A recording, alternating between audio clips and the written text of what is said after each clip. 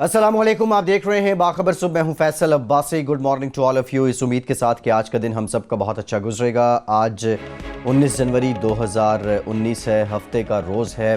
आज के प्रोग्राम में भी हस्ब रिवायत हस्ब मामूल वो ख़बरें जो आम तौर पर आपके सामने नहीं रखी जाती हैं हम आपके सामने लेकर आएंगे। मुल्क के मुख्तलिफ शहरों से हमारे नुमाइंदगान हमारे साथ मौजूद हैं। लाहौर से अनवर हुसैन सुमरा हमारे साथ हैं, लाहौर से ही जवाद आवान ने भी हमें ज्वाइन किया है। इसके साथ साथ कराची से वकील रहमान हैं, कराची से ही जुहेब जिएजा भी हैं। इस्लामाबाद स्टूडियोज़ में मौजूद हैं जीशान जावेद और senior correspondent 92 news Sohail Iqbal Bhatti. आप तमाम साहिबान का बहुत शुक्रिया। सबसे पहले जिस मामले को लेकर हम बात करेंगे, पंजाब में पेशा वाराना और फ़नी तालीम के लिए, इसके फ़रोग़ के लिए एक अथॉरिटी बनाई जानी थी, लेकिन 2 महीने से ज़्यादा हो चुके इस अथॉरिटी का बिल सूबाई असम्बली में पेश ना हो सका। सुमरा साहब, आपकी ये खबर है। इससे पहले हमने टेवटा को लेके और उसका जो फ़ाल नहीं है मुकम्मल तौर पे, बहुत से मसाइल हैं उनके, उससे मुतालिक ख़बरें की थी, लेकिन ये जो अथॉरिटी बननी थी अब इसका बिल तक पेश नहीं हो सका। बुनियादी तौर पर डिले कहाँ पे है? जी भाई साहब, बात यह है कि पंजाब में एक टेवटा का अदारा है जो फ़नी तालीम और पेशा वाराना तालीम जो है उससे अफरादी क़ुव्वत पैदा करता है। इसके अलावा जो एक PVTC है, पंजाब वोकेशनल ट्रेनिंग सेंटर है, वो भी यही काम करता है, पेशा वाराना अफरादी क़ुव्वत जो है पैदा करता है। इसके अलावा ट्रेड टेस्टिंग एक बोर्ड है और पंजाब टेक्निकल बोर्ड है। पंजाब हुकूमत ने यह फ़ैसला किया कि ये जो जितने भी अदारे हैं जो अफरादी क़ुव्वत पैदा करते हैं, स्किल्ड अफरादी क़ुव्वत पैदा करते हैं, इनको एक अथॉरिटी के नीचे जो है मुनज़्ज़म तरीके से लाया जा सके ताकि जदीद तकाज़ों के मुताबिक अफरादी क़ुव्वत पैदा की जा सके। सिलेबस को जो है वो जदीद तकाज़ों के मुताबिक मरतब किया जा सके और इनकी सख्त किस्म की मॉनिटरिंग की जा सके ताकि जो भी इंडस्ट्री की ज़रूरत है अफरादी क़ुव्वत की वो पैदा की जा सके। अब इस हवाले से महकमा सनत पंजाब ने एक बिल जो है दिसंबर 2018 में बनाया और उस बिल को जो है महकमा ला के पास भिजवाया गया, उसने वेट किया, उसके बाद ये कैबिनेट में रखा गया, वहाँ पर मंजूर हो गया और ये असम्बली भिजवाया गया। असल इशू यहाँ से शुरू होता है कि जो पंजाब के सूबाई वज़ीर सनद हैं मियाँ असलम इकबाल साहब, जब ये बिल बना तो उन्होंने हर चीज़ को ओके कर दिया, लेकिन जब फाइनल स्टेज पर ये पहुंचा और वहाँ पर पंजाब असम्बली की स्पेशल कमेटी को हैंड ओवर हुआ ताकि वो इसका जायज़ा ले और इसको जो है देखे कि इसमें कोई इस तरह की चीज़ें कॉन्ट्राडिक्टरी चीज़ें तो नहीं हैं, वहाँ पर असलम इकबाल साहब ने ये ख्वाहिश का इजहार किया कि मुझे जो है ये जो नई अथॉरिटी बन रही है पंजाब स्किल डेवलपमेंट अथॉरिटी, इसका जो आपने चेयरपर्सन है, ये चेयरपर्सन मिनिस्टर इंचार्ज को लगाया जाए। जब इन्होंने ये एतराज़ उठाया, उस कमेटी में एतराज़ उठाया, तो लॉ मिनिस्टर के नॉलेज में ये बात आई। उन्होंने कहा कि जो ये कमेटी है ये नोक पलक तो देख सकती है, लेकिन इतनी बड़ी तब्दीली जो है किसी बिल में नहीं की जा सकती, क्योंकि इससे पहले ये कैबिनेट अप्रूव कर चुकी है। इस हट धर्मी की वजह से ये बिल 2 या 2.5 माह से जो है पंजाब असम्बली में कभी इधर जा रहा है कभी उधर जा रहा है और ये पास होने के लिए असम्बली फ्लोर पर पेश नहीं किया गया। दूसरा, अब्बासी साहब, मैं ये बताऊं कि 4 माह हो गए हैं पंजाब हुकूमत को। तब्दीली सरकार का मकसद ये था कि मुस्बत तब्दीली लेके आते, लेकिन 4 माह में अभी तक कोई भी कानून साजी पंजाब में नहीं हो सकी, जिसकी वजह से बहुत सारे महकमे फ़ाल नहीं हो सके और बहुत सारे और मामला जो हैं वो ठीक नहीं हो सके। अब देखें, एक मिनिस्टर है, एक सूबाई मिनिस्टर है, अगर वो कहता है कि अथॉरिटी का चेयरमैन भी मेरे पास इख्तियार हो और सूबाई मिनिस्टर भी मैं हूं, जो कि माजी में ऐसे होता रहा है कि शहबाज शरीफ साहब की गुड गवर्नेंस के दौर में 8-10 महकमे शहबाज शरीफ साहब ने खुद अपने पास रखे हुए थे और उन महकमों के वो फैसले खुद करते थे। अब ये बात मिनिस्टर्स तक पहुंच गई है, जबकि तब्दीली सरकार में तो ये होना चाहिए था कि अपने इख्तियारात को सरेंडर करते और हुकूमत गुड गवर्नेंस के पैरामीटर्स पर अमल करते हुए बेहतरी के लिए कोई काम करती, लेकिन वो बेहतरी के लिए काम करने की बजाय इस वजह से बिल रुका हुआ है कि सूबाई मिनिस्टर जो हैं सनत पंजाब, वो कहते हैं कि इस नई अथॉरिटी का, क्योंकि ये अथॉरिटी बहुत जो है कॉम्पिटेंट भी होगी, इसने नया सिलेबस भी बनाना है, इसने नए जो अदारे हैं उनको रजिस्टर्ड भी करना है, हुनरमंद अफरादी क़ुव्वत को पैदा करने के तमाम अदारे जो पंजाब में काम कर रहे हैं मुख्तलिफ महकमों के नीचे, वो तमाम इसके नीचे आ जाने थे और इसका जो चेयरमैन है वो बहुत बाइख्तियार होना है। उसकी चेयरमैनशिप लेने के लिए मिनिस्टर साहब ने हटदर्मी का मुजाहरा किया, जिसकी वजह से 2-2.5 माह से ये बिल जो है असम्बली में इधर उधर फिर रहा है और जिसकी वजह से ये अथॉरिटी कायम ना होने की वजह से ना तो मॉडर्न सिलेबस है, मौजूदा सेटअप में जो अफरादी क़ुव्वत पैदा करने के लिए सिलेबस जो पढ़ाया जा रहा है वो तकरीबन 2 दहाई पुराना सिलेबस ये बताइएगा कि किसी भी अथॉरिटी का चेयरमैन एक फुल टाइम जॉब है और उस अथॉरिटी की अगराज़ व मकासद के मुताबिक मुतलका तजर्बे के हामिल शख्स को, मुतलका क्वालिफिकेशन के हामिल शख्स को चेयरमैन के ओहदे पर तैनात किया जाता है। मियां असलम इकबाल साहब फुल टाइम बतौर चेयरमैन, वो खुद एक वजीर हैं, वो इसके ऊपर ऐसे बतौर चेयरमैन खिदमात सर इंजाम नहीं दे सकते और इसी तनाज़े की वजह से जैसा कि आप बता रहे हैं कि 2 माह से ये बिल पेश नहीं हो सका, क्या अब भी मियां असलम साहब अपने मौक़िफ़ पर कायम हैं कि उन्हें ही फुल टाइम चेयरमैन अपॉइंट किया जाए या मार्केट की बेस्ट प्रैक्टिस के मुताबिक एज़ पर लॉ किसी मुतलका तजर्बे के हामिल शख्स को ही चेयरमैन अपॉइंट किया जाएगा? जी भट्टी साहब, बात यह है कि जब ये तब्दीली सरकार पंजाब में आई तो अवाम ये तवक्को कर रही थी कि मुस्बत जो है फ़ैसले होंगे। अब अंदाज़ा लगा लें कि एक टेप्टा का अदारा है जो इसी सूबाई मिनिस्टर के मतहत अदारा है, उसका तकरीबन 7 माह से चेयरमैन नहीं है। 4 माह से ऐसे चीफ एग्जेक्टिव ऑफिसर लगाया हुआ है जो हर किस्म की 2 नंबरी करने में मुबैना तौर पर मुलव्वस है। अब ज़राए ये कहते हैं कि जो स्टैंडिंग कमेटी है उन्होंने सूबाई मिनिस्टर की ये जो ख्वाहिश है इसको रद्द कर दिया है। उन्होंने कहा जी चेयरमैन जो है, क्योंकि ये एक स्किल्ड डेवलपमेंट अथॉरिटी है, इसमें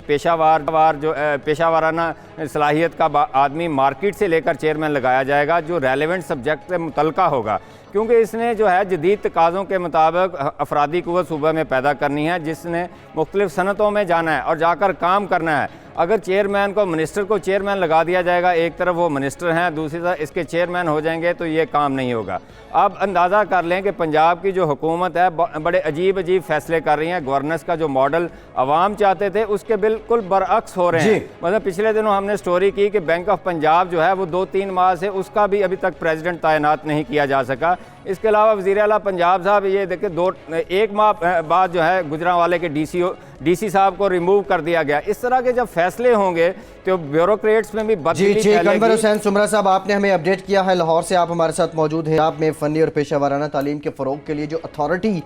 बनाई जानी थी उसका बिल 2 माह से सूबाई असम्बली में पेश ना हो सका।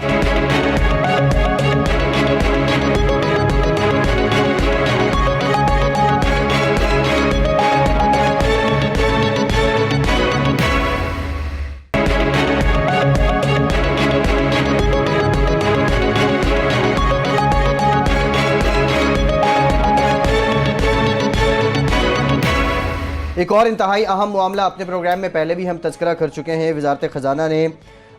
एंग्रो फर्टिलाइज़र समेत मुख्तलिफ जो फर्टिलाइज़र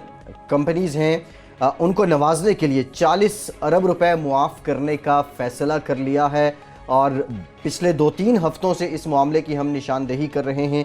भट्टी साहब, एक तो बता दें कि बिलाखिर ये फ़ाइनल दस्तखत इस पर कब हो जाएंगे? ये 40 अरब रुपया जो किसानों की जेबों से निकला है वो इन सरमायाकारों के, इन सनतकारों की जेबों में जाएगा। फाइनल ये साइन कब हो जाएंगे? और जो किसानों के मसाइल हैं, जो मसाइल हल करने के लिए वो इस तरह के इजाफी पैसे दे रहे होते हैं, उनका मदावा कैसे हो सकेगा? फैसल, देखिए 2011 में पाकिस्तान पीपल्स पार्टी ने तवानाई के शोबे के अंदर, स्पेशली अगर हम गैस के शोबे की बात करें तो उसके जो इंफ्रास्ट्रक्चर की तामीर थी मुस्तकबिल के अंदर, हमने टैपी तुर्कमानिस्तान अफगानिस्तान जो पाकिस्तान इंडिया गैस पाइपलाइन थी वो तामीर करनी थी। $1 बिलियन का प्रोजेक्ट है जिसके ऊपर काम जारी है। उसके बाद ईरान पाकिस्तान गैस पाइपलाइन का मंसूबा तामीर होना था और पाकिस्तान के अंदर LNG की पाइपलाइन की तमीर समेत जो बड़े मंसूबे हैं जिनके लिए आपको अरबों रुपए दरकार होते हैं, इस ज़रूरत के पेश नज़र के ख़जाने के अंदर रकम मौजूद नहीं होती, बैंकों से भारी कर्ज लेना पड़ता है, उसके ऊपर भी फिर जो हमें मार्कअप अदा करना पड़ता है वो आवाम पर ही उसका बोझ पड़ता है। तो लिहाजा मुकर्रर वक्त से पहले ही फंडिंग का इंतजाम होना चाहिए, जिसके मकसद के लिए गैस इंफ्रास्ट्रक्चर डेवलपमेंट सेस आयद किया गया था, जो कि घरेलू सार्फिन के अलावा दीगर जो सार्फिन थे, जिसके अंदर फर्टिलाइजर सेक्टर था, जिसके अंदर CNG सेक्टर था, जिसके अंदर जनरल इंडस्ट्री थी, जिसके अंदर कैप्टिव पावर प्लांट था और दीगर IPPs वगैरह थे। इनके अंदर इस्तेमाल होने वाली गैस के ऊपर 100 रुपये से लेकर 300 रुपये फी MMBTU GIDC आयद किया गया और एक अंदाजे के मुताबिक सालाना हमें 120 से 140 रुपये वसूल होने थे। लेकिन बदकिस्मती के साथ गुज़श्ता 5 सालों के दौरान जो मुतलका वजारतें थी, जिनके माहत मुतलका इंडस्ट्री थी, या वजारत ख़जाना थी और मुतलका शोबों के दरमियान इस मामले को बेहतर अंदाज में न कंडक्ट करने के नतीजे में मामला लिटिगेशन में गए और GIDC की वसूली रुक गई। और उसके बाद हमने मामला टेकअप किया था कि हमारे जो फर्टिलाइजर सेक्टर है, जिसके अंदर फर्टिलाइजर पावर प्लांट्स है, एंग्रो फर्टिलाइजर प्लांट शामिल है, पाक अरब है फर्टिलाइजर है, एग्रीटेक के दीगर फर्टिलाइजर प्लांट्स मालकान हैं, ये दिसंबर 2016 से कौमी खजाने के अंदर किसानों से वसूल होने वाली GIDC की रकम, जो कि यूरिया खाद की बोरी के ऊपर 405 रुपये फी बोरी वसूल की जाती है, कौमी खजाने में जमा नहीं करवा रहे। हुक्म इम्तनाद दिसंबर 2016 में ज़रूर हासिल किया गया, लेकिन उसके बावजूद यूरिया खाद की फी बोरी के ऊपर सरकारी दस्तावेज के अंदर इस बात का इंकशाफ हुआ कि इस वक्त भी फर्टिलाइजर प्लांट्स के मालकान यूरिया खाद की बोरी पर 405 रुपये GIDC की मद में वसूल कर रहे हैं, लेकिन ये रकम कौमी खजाने में जमा नहीं करवाई जा रही और फर्टिलाइजर प्लांट्स के मालकान के जिम्मे 40 रुपये से जायद के वाजबात है जो कि अदा करने को तैयार नहीं है, जिसके अंदर तकरीबन 32 अरब रुपये एंग्रो फर्टिलाइजर प्लांट्स के जिम्मे हैं। सिर्फ यही नहीं, इसको मजीद हमने इसकी तहकीकात की तो पता चला कि फर्टिलाइजर सेक्टर के अलावा जो जनरल इंडस्ट्री है, कैप्टिव पावर प्लांट्स के मालकान हैं, वो उसके बाद जो एप्टमा के मेंबर्स हैं, वो भी GIDC की रकम कौमी खजाने में जमा नहीं करवा रहे और मुख्तलिफ अदालतों के अंदर हुक्म इम्तना हासिल कर रखा था, बजाय इसके कि वजारत खजाना जो आवाम से रकम वसूल की जा चुकी है, वो किसानों से वसूल की गई हो या दीगर इंडस्ट्री के जो मुतल्लिका अवाम हैं, सार्फिन हैं, उनसे वसूल की गई हो, ये रकम कौमी खजाने में जमा होनी चाहिए थी, जिसके नतीजे में हम देखते हैं कि नॉर्दर्न सदर्न को गैस पाइपलाइन की तमीर करने के लिए गुज़श्ता 2 से 3 सालों के दौरान बैंकों से भारी मार्का के ऊपर कर्ज हासिल करना पड़ा, लेकिन वो रकम जो आवाम से वसूल की गई वो कौमी खजाने में जमा नहीं करवाई गई, ना ही वो इन पाइपलाइन के मंसूबों के ऊपर खर्च की जा सकी। बदकिस्मती के साथ अब वजारत खजाना ने एप्टमा के मेंबर्स, कैप्टिव पावर प्लांट्स और उसके साथ फर्टिलाइजर पावर प्लांट्स के मालकान, जिसके अंदर एंग्रो फर्टिलाइजर सर फहरिस्त है, जिन्होंने सारी इस लॉबी के अंदर अपना भरपूर रोल प्ले किया, उन्होंने वजारत खजाना को कन्विंस कर लिया है कि आज जो हमारे जिम्मे फर्टिलाइजर सेक्टर के जो वाबस्ता मालकान हैं, जो जनरल इंडस्ट्री से वाबस्ता मालकान हैं और इसके साथ साथ कैप्टिव पावर प्लांट्स के मालकान, उनके जिम्मे जो वाजिबुल अदा रकम है वो उसमें से 50% रकम तो उन्हें माफ़ कर दी जाए। और जो हमने इसका वर्कआउट किया, जो मुख्तलिफ शोबों के जिम्मे वाजिबुल अदा रकम है वो 80 अरब रुपये से ज़्यादा की रकम है जो कि आवाम से वसूल की गई, उसमें से 40 अरब रुपये वजारत खजाना ने इन सेक्टर्स के जिम्मे वाजिबुल अदा हैं उनको माफ़ करने की तैयारी कर ली। अगर हम फर्टिलाइजर सेक्टर की बात करें तो उस सेक्टर के अंदर सबसे बड़ा जो बेनिफिशरी हमारे सामने आ रहा है वो एंग्रो फर्टिलाइजर है, जिसके जिम्मे 32 रुपये वाजिबुल अदा हैं। और अगर जो हुकूमत ने जो प्लान बनाया है, यानी कि वजारत खजाना ने जो मुजव्जा प्लान बनाया है इन बासर मालकान के साथ मिलकर, वो यही है कि GIDC एक्ट के अंदर तरमीम के जरिए इनको GST के मद में छूट दी जाएगी, रियायत दी जाएगी, माजी के अंदर आवाम से जमा की गई रकम 50% वसूल नहीं की जाएगी, जिसके नतीजे में कौमी खजाना 40 अरब रुपए से महरूम हो जाएगा। वो 40 अरब रुपए की रकम जो इस आवाम की जेबों से निकाली गई इस मकसद के लिए कि हम आपको बिला तातुल तवानाई को यकीनी बनाएंगे, सस्ती तवानाई मिलेगी, आपको सस्ती गैस मिलेगी और गैस की शॉर्टेज नहीं होगी। लेकिन वो पाइपलाइन के मंसूबे जो इस रकम से मुकम्मल होना थे वो इस रकम से शुरू ही ना हो सके, बैंकों से दोबारा कर्ज लिया गया। लेकिन इन फर्टिलाइजर प्लांट्स के मालकान ने, जनरल इंडस्ट्री के मालकान ने, कैप्टिव पावर प्लांट्स के मालकान ने ये रकम आवाम से वसूल की, उन्होंने अपने पास होल्ड की, बैंक अकाउंट्स में रखा, इस रकम को उन्होंने फर्दर यूटिलाइज किया। और अब अगर ये मामला हल होना भी था, इसके मामले को हल करते वक्त जो सुप्रीम कोर्ट ऑफ पाकिस्तान में बजाय इसके कि अटॉर्नी जनरल ऑफ पाकिस्तान और उनकी टीम से मुशावरत करके इन केसेस को परसू किया जाता, और क्योंकि पार्लियामेंट से मंजूर शुदा ये एक्ट था जिसके नतीजे में ये रिकवरी हुई थी, लेकिन इस प्रैक्टिस को फॉलो नहीं किया गया। 23 जनवरी को जब हुकूमत मिनी बजट लेके आ रही है, वहाँ पर इस बात का इम्कान है कि GIDC एक्ट के अंदर तरमीम के ज़रिए से इन बासर सेक्टर्स के मुख्तलिफ सेक्टर्स के मालकान को GIDC की मद में आवाम से वसूल की गई रकम का 50% माफ़ कर दिया जाएगा, जो कि 40 अरब रुपये जिसका इम्पैक्ट है। और उसके बाद जो मुस्तकबिल के अंदर GIDC का जो इम्पैक्ट होगा, जो मौजूदा शरह है जो कि 100 रुपये से लेकर 300 रुपये फी MMBTU तक है, उसके अंदर भी मजीद कमी की जाएगी। इनके मुस्तकबिल के अंदर भी उनको बेनिफिट मिलेगा और माजी के जो वाजिबुल अदा रकम है वो भी 50% माफ़ करने की तैयारी मुकम्मल कर ली गई है। ठीक, भट्टी साहब आपने बहुत डिटेल में बताया है, लेकिन सवाल यही है कि ये 40 अरब जो हैं वो सनतकारों की जेबों में जाएंगे और ये पैसे जो मोस्टली वसूल किए गए हैं वो किसानों से किए गए हैं। वकील रहमान कराची से हमारे साथ मौजूद हैं। वकील रहमान साहब, सिंध फूड अथॉरिटी अब फ़ाल है और गाहे बगाहे हम इनकी कार्रवाइयों से मुतालिक पढ़ते भी रहते हैं, देखते भी रहते हैं। गुज़श्ता कुछ दिनों में किन इलाकों में कार्रवाइयाँ की गई हैं इस अथॉरिटी की जानिब से और बरामद क्या कुछ हुआ, और एक्शंस जो हैं, सज़ाएँ या जुर्माना किस नौइयत का कर रही है सिंध फूड अथॉरिटी? देखिए, सिंध के सार्फिन के लिए ये एक बड़ी पेशरफ्त है, एक बड़ी हौसला अफजा बात है कि सिंध फूड अथॉरिटी जो है, जो काफ़ी अरसे से जिसकी जो है इंतज़ार किया जा रहा था, उसके इदारा बने हुए तकरीबन 2 साल हो गए, लेकिन वो फ़ाल नहीं था। अब वो फ़ाल हो गया है और पिछले 2-3 दिनों से जो है उनकी कार्रवाइयाँ भी जो है वो उनमें तेज़ी आई है। कल भी हमने देखा कि सदर, बंस रोड और इसी तरह नॉर्थ कराची, न्यू कराची में कार्रवाइयाँ की गई है। मुख्तलिफ होटल रेस्टोरेंट के किचन के चेक किए गए और इसी तरह कुछ फैक्ट्रियाँ और कुछ इस तरह के जगहों पर भी जो है छापे मारे गए जहाँ पर केचप, मायनीज़ वगैरह बनते थे। उसमें जो है वो मुज़र सेहत वो उसका जो देखा गया, उसका जो अमल था और जिसकी वजह मुज़र सेहत उसका जो पूरा अमल था उस पर जो है वो उसके सैंपल भी लिए गए, उसको लेबॉर्ट्री भेजा गया और जैसे कुछ जुर्माने भी किए गए, 1-2 फैक्ट्रियाँ सील भी की गई और जिन दुकानों के और जिन पकवान सेंटर्स के सैंपल भेजे गए, उनके सैंपल के नमूने आने के बाद उसका फैसला किया जाएगा। जहाँ तक इनकी सज़ाओं का ताल्लुक है तो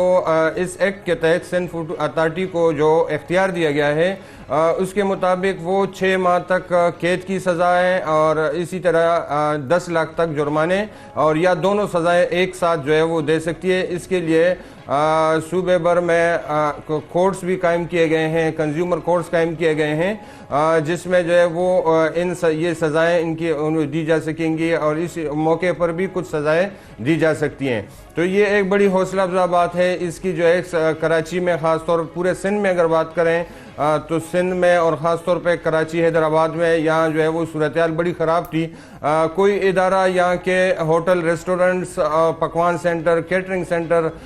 इसमें जो पकने वाले खाने हैं और दूसरा वो है उसको चेक करने के लिए कोई इदारा नहीं था, कोई इंतज़ाम नहीं था। ये 2017 में इदारा कायम किया गया था, लेकिन इस इदारे में इसके लिए जो स्टाफ, उसके लिए फील्ड स्टाफ मौजूद नहीं था। इसके लिए जो टेक्निकल स्टाफ, फूड और साइंस टेक्नोलॉजी के जो है जो माहिर एक्सपर्ट्स है वो जो दरकार थे वो मौजूद नहीं थे। लेबॉर्ट्री की जो है वो कमी थी। इसी तरीके से जो है वो इनके लिए रूल्स नहीं बनाए गए थे। लेकिन अब ये हमारा एक बड़ा अलमिया है कि इदारे बना दिए जाते हैं लेकिन उसको फाइल नहीं किया जाता। 1-2 महीने पहले एक जो बड़ा एक वाक़या, एक सानिहा रोनुमा हुआ एक होटल में, एक रेस्टोरेंट में जो है वो सेहत खाने की वजह से मुबैना तौर पर 2 बच्चों की हलाकत का वाक़या सामने आया। उसके बाद जो है वो लोगों की तरफ से जब दबाव बढ़ा तो यही इदारा इसकी जो है ये खामियां सामने आई कि इदारा तो मौजूद है लेकिन इदारे की जो है रूल्स मौजूद नहीं है, उसके लिए एक्सपर्ट्स नहीं है, उनके पास वसाइल नहीं है। उसके बाद जो है वो जब सुप्रीम कोर्ट में भी ये मामला गया, उसके बाद से ये दबाव बढ़ा तो ये इदारा अब न सिर्फ ये कि फ़ाल हो गया है बल्कि अब जो है वो इदारे ने कार्रवाइयाँ भी शुरू कर दी है और उम्मीद की जा रही है कि बहुत जल्द इसके नतीजे में, इनकी कार्रवाइयों के नतीजे में जो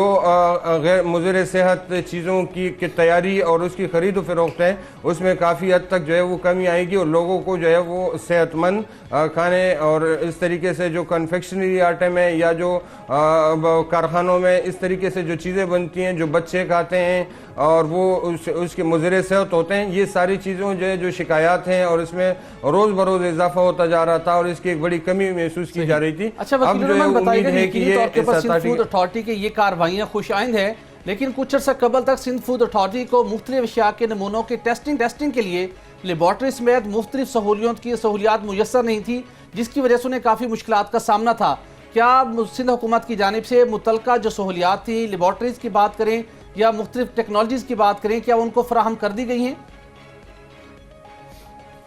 देखिए, इस बारे में हमारी जो इत्तलात हैं अभी तक जो है वो इनके पास अपनी लेबॉर्ट्रियाँ नहीं है। इसके लिए टेंडर जारी किए गए हैं और फिल वक्त वो अपने नमूने मुख्तलिफ लेबॉर्ट्रियों को जो है भिजवाते हैं।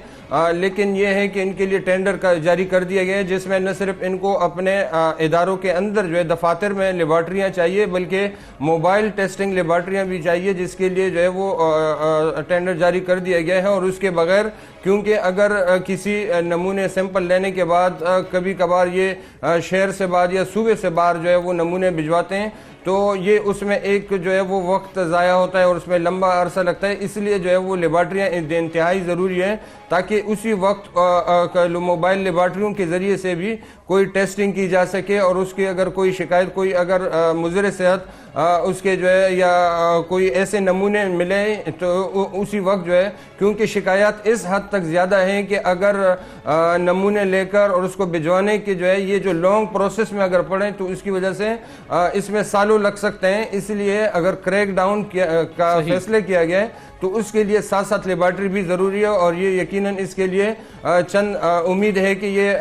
लेबॉर्ट्रियाँ भी जो है वो अवेलेबल हो जाएंगी। सिंध फूड अथॉरिटी अपनी कार्रवाइयाँ जारी रखे हुए है, लेकिन एक सवाल ये भी है कि ये जो कारोबारी तबका है, जब इसके खिलाफ कार्रवाई होती है तो फिर कहीं ना कहीं इनके ताने बाने ऊपर भी मिल रहे होते हैं और फिर ये कार्रवाइयाँ मुतासिर भी होती हैं। एक ब्रेक लेते हैं, ब्रेक के बाद दीगर मामलात पे बात करते हैं।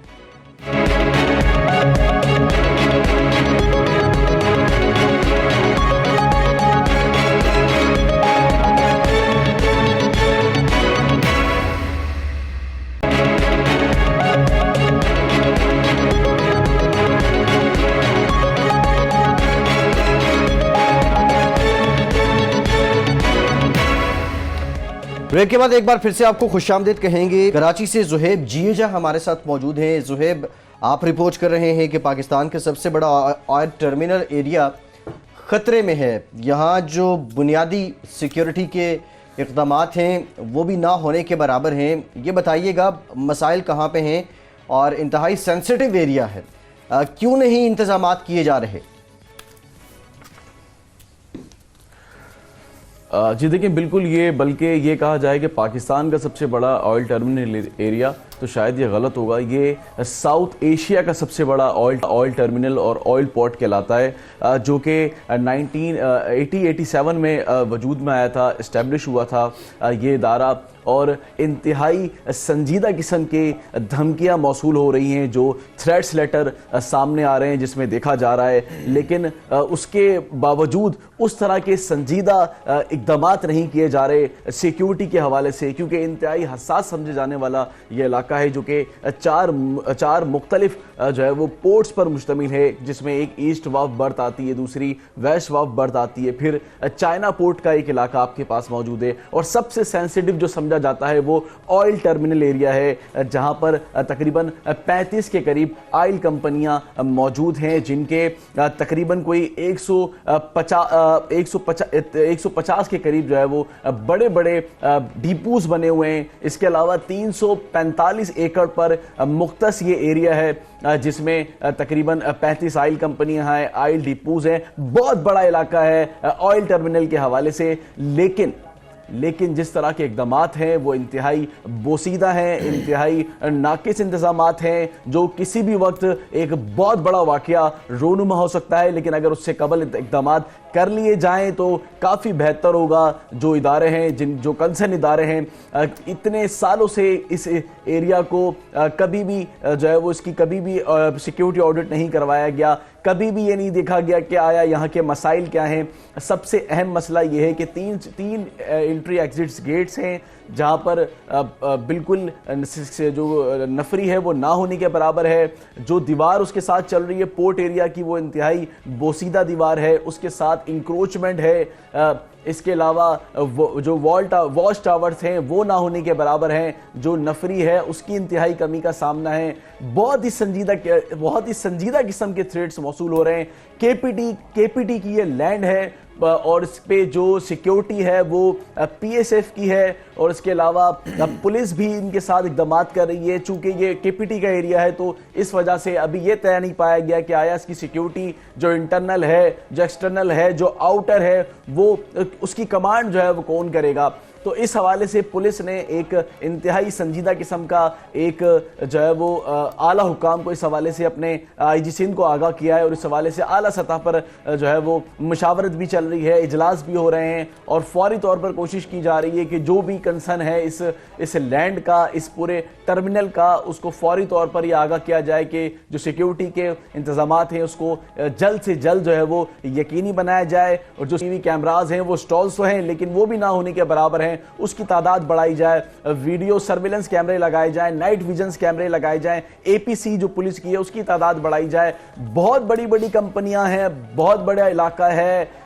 चाइना पोर्ट है यहाँ पे, गैर मुल्की की आमदोरफ्त है यहाँ पे। एक इससे कबल भी एक चाइनीज कौंसल खाने पे एक वाकया हो चुका है। इस बात को भी यकीनी बनाया गया है, इस बात को भी खातिर खा लाया गया है कि आया कोई दूसरा वाकया रोनुमा, इससे कबल इस तरह के वाकयात से निपटने के लिए बहुत जल्द हिकमत अमली बनाई जाए। एक केपीटी का एक ही थाना है, इससे अलावा यहाँ पे 3 थाने कंसर्न लगते हैं। इसके करीब जो आबादी है इस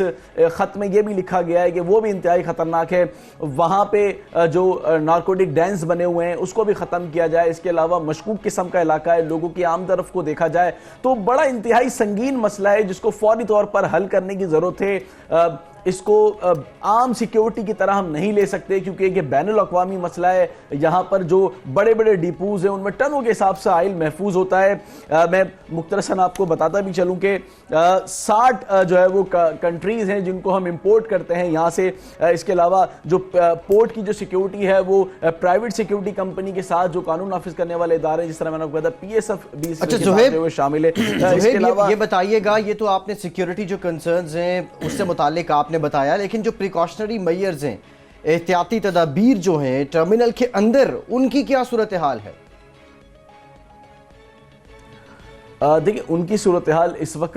यह है कि जिस तरह मैंने आपको बताया कि चारों इतराफ से जो दीवारें हैं वो इंतहाई छोटी दीवारें हैं जिसको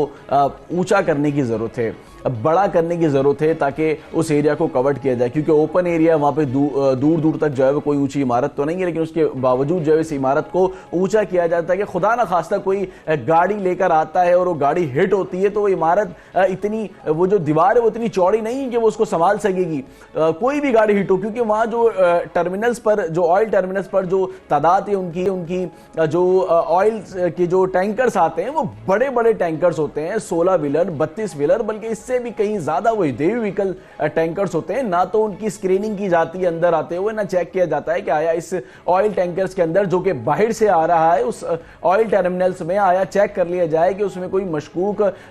मवाद तो नहीं है। इसके अलावा उसकी कोई स्क्रीनिंग नहीं है, जो ड्राइवर्स हैं उनका डेटा नहीं है, उनकी कोई कारपेट गेट से दाखिली व खारजी रास्तों पे। तो इस तरह ठीक आपने ज़ुहैब अपडेट किया है। और पाकिस्तान का सबसे बड़ा ऑयल टर्मिनल एरिया खतरे में है, सिक्योरिटी के इंतहाई नाकिस इंतजामात हैं। जो मुताल्लिका अथॉरिटीज़ हैं वो यकीनी तौर पर इस मामले की निशानदेही करने का मकसद यही था कि खुदा न खास्ता कोई हादसा हो, इससे बेशतर ये इंतजामात मुकम्मल कर लिए जाएँ।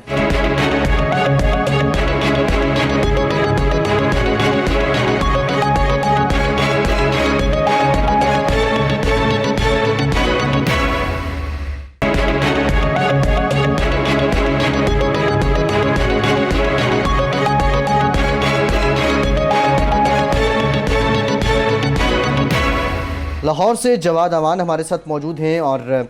जो नया बनने वाला अपोजिशन इत्तेहाद है,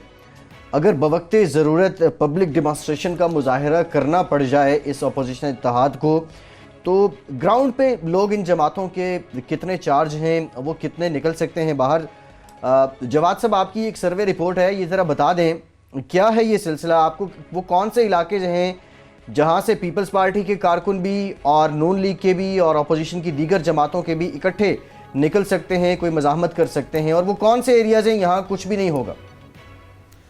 देखें, बात ये है कि अब्बास साहब, ये जो है एक मेमो है, एक सिविल खुफिया अदारे का मेमो है जो गवर्नमेंट को दिया और हमें आला हुकूमती ज़राए ने इसे आगाह किया है। उन्होंने बताया है कि जो नया बनने वाला अपोजिशन इत्तेहाद है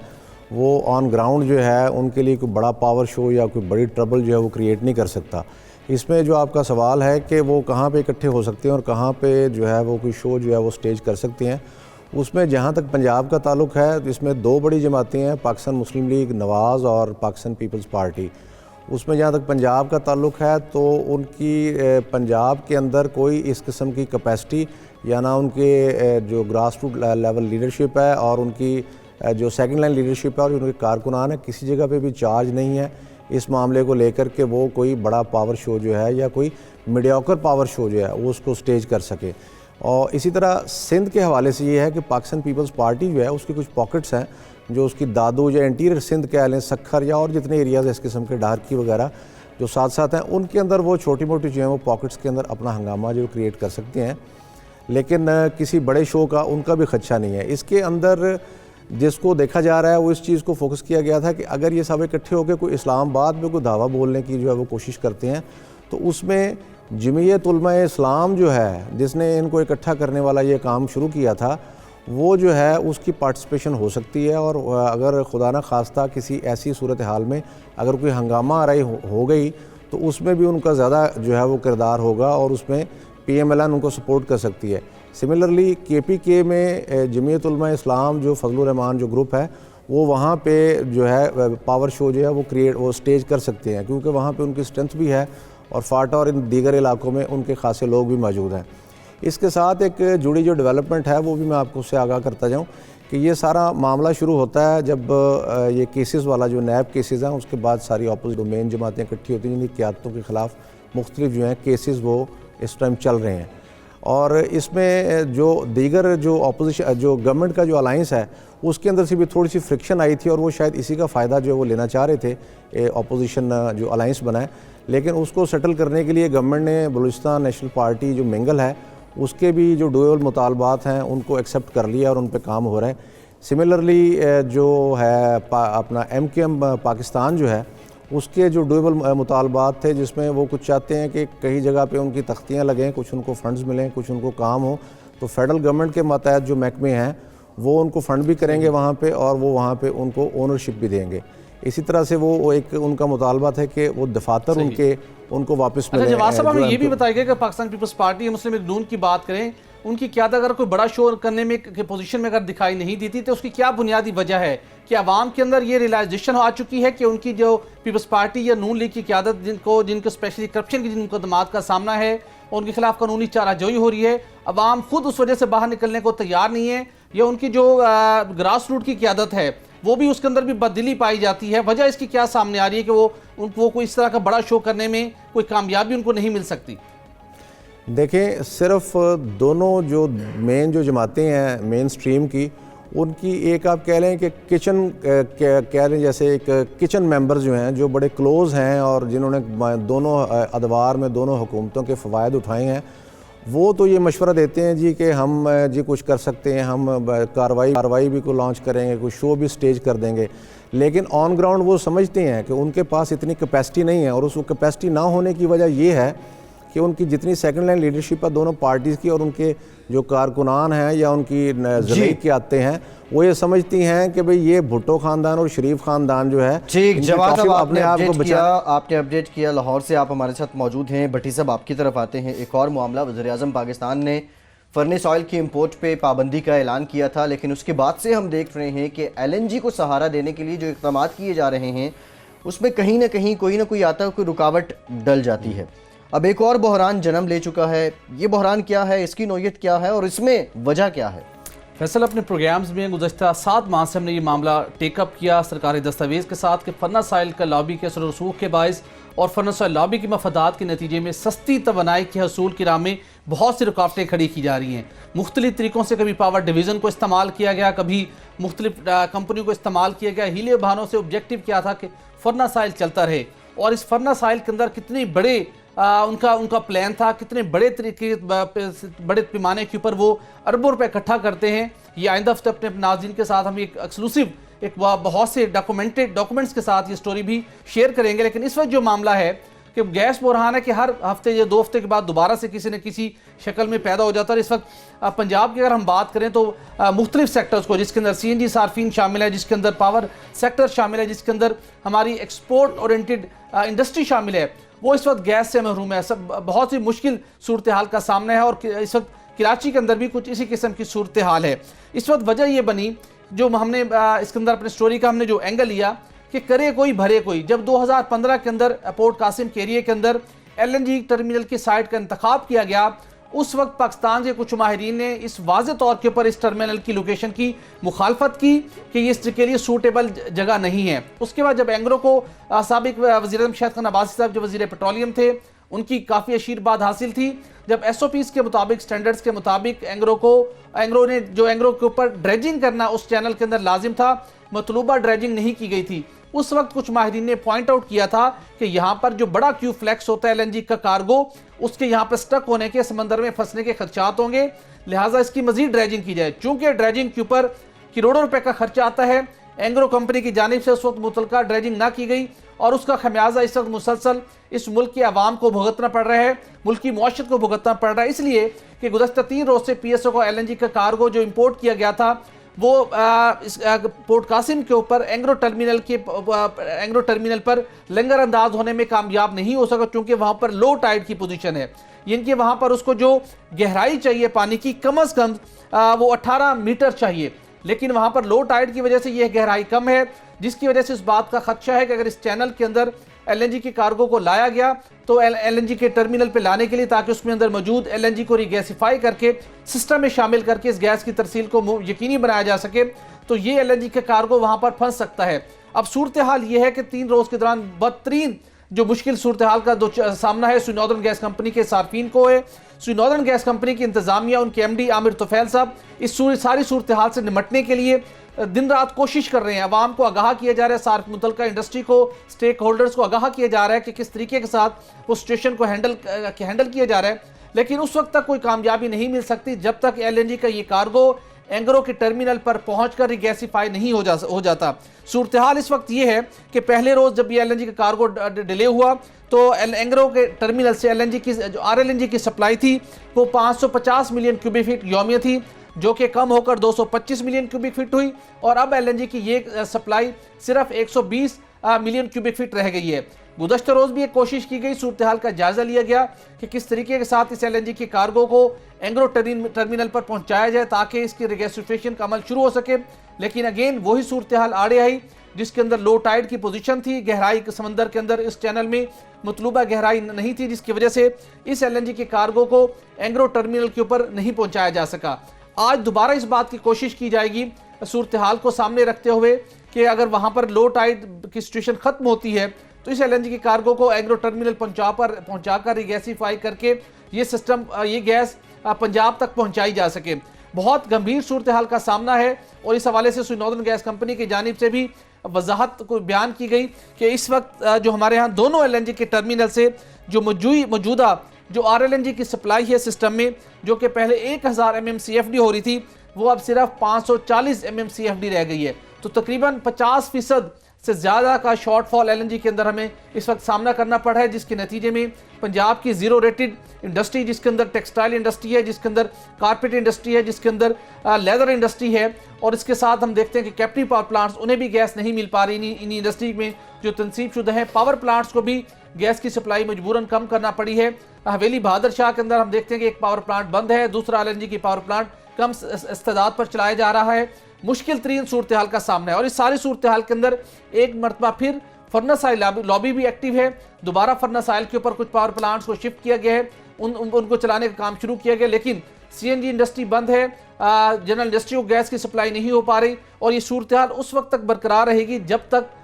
ये दूसरा जो LNG का जो कार्गो है वो एंग्रो के टर्मिनल पर नहीं पहुंचता। आज इस बात का इम्कान है, और अगर कुदरत ने साथ दिया, माजी के अंदर एंग्रो ने तो मतलूबा ड्रेजिंग नहीं की, लेकिन अगर आज कुदरत ने साथ दिया तो ये LNG का कार्गो टर्मिनल पर पहुंचाने में कामयाबी मिल सकेगी। भट्टी साहब, LNG के लिए कुदरत का साथ और फर्नेस ऑयल के लिए एक तरह से ये ऐसे वाकयात गैबी मदद के तौर पर सामने आ रहे हैं। प्रोग्राम का वक्त खत्म हो गया है। बहुत शुक्रिया सोहेल इकबाल भट्टी साहब आपका, ज़ीशान जावेद, जवाद अवान, अनवर हुसैन सुमरा, वकील रहमान, सुहेब जिएजा,